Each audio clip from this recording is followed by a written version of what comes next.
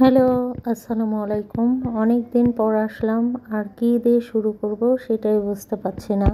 Video করা আর edit করার কথা একদমই ভুলে যাই। নানা রকম মানসিক দুশ্চিন্তা, এছাড়াও ফেসবুক থেকে যে একটা আমরা ধাক্কা খেলাম, এই ব্যাপারটাও মেনে নিতে পারছি না। মানে ভিউ হলেও কিন্তু এখন সেই হিসাবে কোনো ডলার দিচ্ছে না, আর ইউটিউব ডলার দিলেও সেখানে কিন্তু ভিউ হওয়ার সম্ভাবনা খুবই কম থাকে।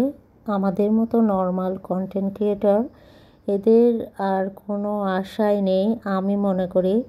নতুন যারা শুরু করছে বা নতুন যারা, আমি তো তাদের ভবিষ্যৎ সত্যি একদম অন্ধকার দেখি। ঘরের কাজ করছি আর আপনাদের সঙ্গে ভিডিও শেয়ার করছি। আর অনেক দিন পর ভিডিও করার আরেকটা উদ্দেশ্য হচ্ছে, আমার ফোনটা একদম ডিসপ্লে নষ্ট হয়ে গিয়েছিল। কোনো মতে আমি চালাচ্ছিলাম, ভিডিও করা বা এডিট করা একদম পসিবল ছিল না। তারপর যখন ফোনটা ঠিক করে আনি, তারপরে আমি একদম মনে হয় যে এতটা অলস হয়ে গেছি, ভিডিও করতে ইচ্ছা হয় না। আর এটা এডিট করা তো আমার কাছে অনেক প্যারার একটা কাজ লাগে। যাই হোক, কাজতে ঘর সাজাচ্ছি, এটা আমার একটা খুব প্রিয় একটা ব্যাপার। গাছের প্রতি প্রচুর নেশা, যদিও অনেকটা নিজেকে কন্ট্রোল করেছি, কারণ যেহেতু আমার বাসাটা ছোট, এখানে সেখানে গাছ রাখার পর অনেক জায়গায় একদম গাছতে ভরে গেছে, আর গাছ রাখার মতো জায়গা নেই। এই জন্য নিজেকে অনেকটাই কন্ট্রোল করে রেখেছি। এরপরে আমাদের আজকে একটা ইনভাইট আছে আমার বাসার সাথেই লাগানো প্রতিবেশী ভাবি, যারা নতুন বাসা করেছে, ওই ভাবির বাসায় ইনভাইট আছে। আর সেখানে ভাবির সাজানো গোছানো সংসারটা একটু সবার সাথে শেয়ার করব। ফোনটা ঠিক করে আনার পরে কেমন যেন মনের মধ্যে খুঁতখুত লাগছে। মনে হচ্ছে যে ফোনটা আগের মতো আর ক্যামেরা সব কিছু ওকে নেই। এই ব্যাপারটা আমার একদম খুঁতখুত লাগছে, কেমন যেন ভিডিওটা করেও আমি শান্তি পাচ্ছিলাম না। যাই হোক, সবার মতো হলুদের গুঁড়া দিয়ে ট্রেন্ডিং ভিডিওটা আমিও করে ফেললাম। সবার দেখে নিজেও করে ফেলেছি।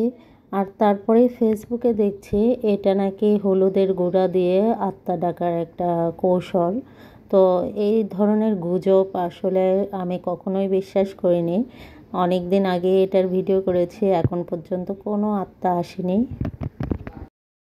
ট্রেন্ডিং এই ভিডিওটা কেমন লেগেছে সবাই অবশ্যই জানাবেন। এরপরেই কিন্তু আমরা প্রতিবেশী ভাবিদের বাসায় চলে আসছি। ভাবি কিন্তু আনাচে কানাচে কোথাও বাদ দেয়নি সাজানো। তার মন মানসিকতা একদম ঘর সাজানো নিয়ে খুবই ব্যস্ত, এবং খুব পরিপাটি, খুবই নিট অ্যান্ড ক্লিন, খুব ভালো লাগে আমার। আর ভাবিটাও খুবই ভালো, ভাবি ভাই সবাই খুবই ভালো। আলহামদুলিল্লাহ, প্রতিবেশী হিসাবে একটা ভালো প্রতিবেশী পেয়েছি, এটাও একটা ভাগ্যের ব্যাপার। আমরা মহিলারা কিন্তু নতুন বউ আর নতুন বাড়ি সাজানো গোছানো দেখতে খুবই পছন্দ করি। তো ভাবির সাজানো গোছানো টিপটপ বাড়িটা দেখে আমি ভাবিকে বলেছিলাম, ভাবি আপনার লিভিং রুমটা কিন্তু আমি একটু শেয়ার করব সবার সঙ্গে। ভাবি তো জানেই যে আমি একটা কন্টেন্ট ক্রিয়েটর, ছোটো মোটো যেটাই হই। তো সেজন্য আমিও ভাবির বাড়িটা, গোছানো বাড়িটা একটু সবার সাথে শেয়ার করছি। অবশ্যই সবাই জানাবেন।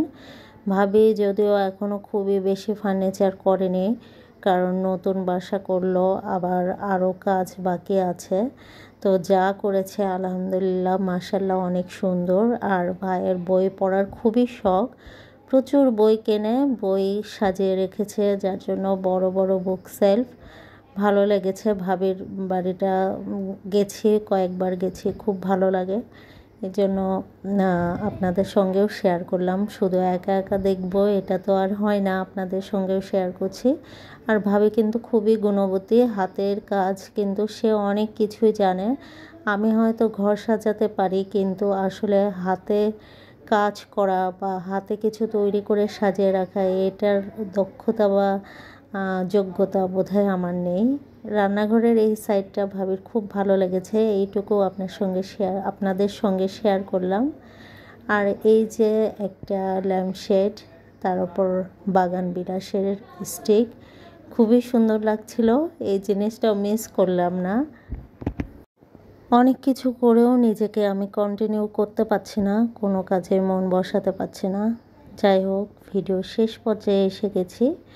ভাবির বাড়িটা কেমন লাগছে সবাই অবশ্যই শেয়ার করবেন। আর সবাই অনেক ভালো থাকবেন। আল্লাহ হাফেজ, আসসালামু আলাইকুম।